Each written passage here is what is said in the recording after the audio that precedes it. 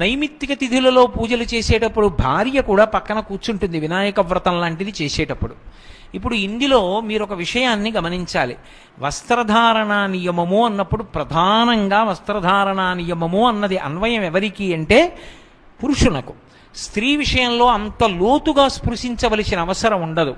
ఎందుకంటే ఎప్పటి నుంచో ఉన్న సంప్రదాయం, ఆడపిల్ల అయితే ఏదో లంగా ఓణి జాకెట్టు వేసుకుంటుంది, వివాహితలైతే చీర కట్టుకుని రవిక తొడుక్కుంటారు. మనం అమ్మవారికి అవే కదూ ప్రదానం చేస్తాం, కాబట్టి మనం కూడా అలాగే కట్టుకుంటాం. అంతకన్నా ఇక నేను స్త్రీల వస్త్రధారణకి సంబంధించిన విషయం గురించి చర్చ చెయ్యను. ఇక పురుషులకు సంబంధించి వేదం ఒక మాట చెప్పింది, వికచ్చః అనుత్తరీయశ్చ నగ్నశ్చ అవస్త్ర ఏవచ. గోచి పొయ్యకుండా కేవలం బట్టని చుట్టూ మాత్రమే తిప్పాడనుకోండి, దిగంబరుడే అవుతాడు. బట్ట గోచి పొయ్యాలి, వెనక్కి తీసి కుర్చీళ్ళు పెట్టి గోచి వెనక్కి దోపుకోవాలి.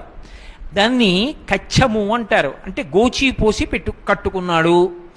వికచ్చః అలా వెనక కుర్చీళ్ళు పోసి గోచి పెట్టుకోలేదు.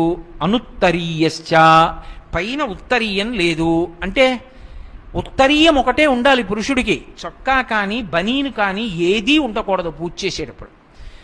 దేవాలయంలోనైనా అంతే.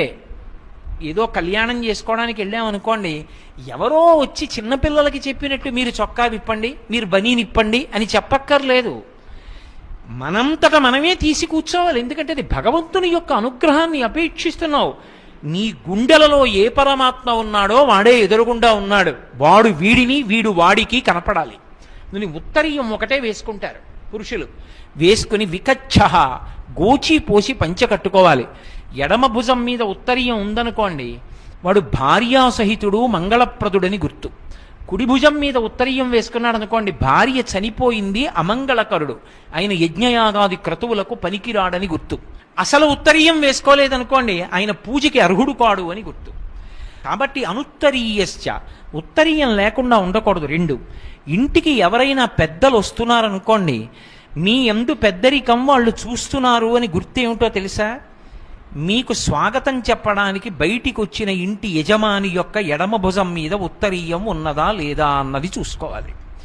నేను ఎవరింటికైనా వెళ్ళాననుకోండి, ఆయన ఎడం భుజం మీద ఉత్తరీయం వేసుకుని ఎదురొచ్చి స్వాగతం పలికాడు అనుకోండి, నేను ఆయన యొక్క అభ్యున్నతి కొరకు మంచి మాటలు చెప్పచ్చు.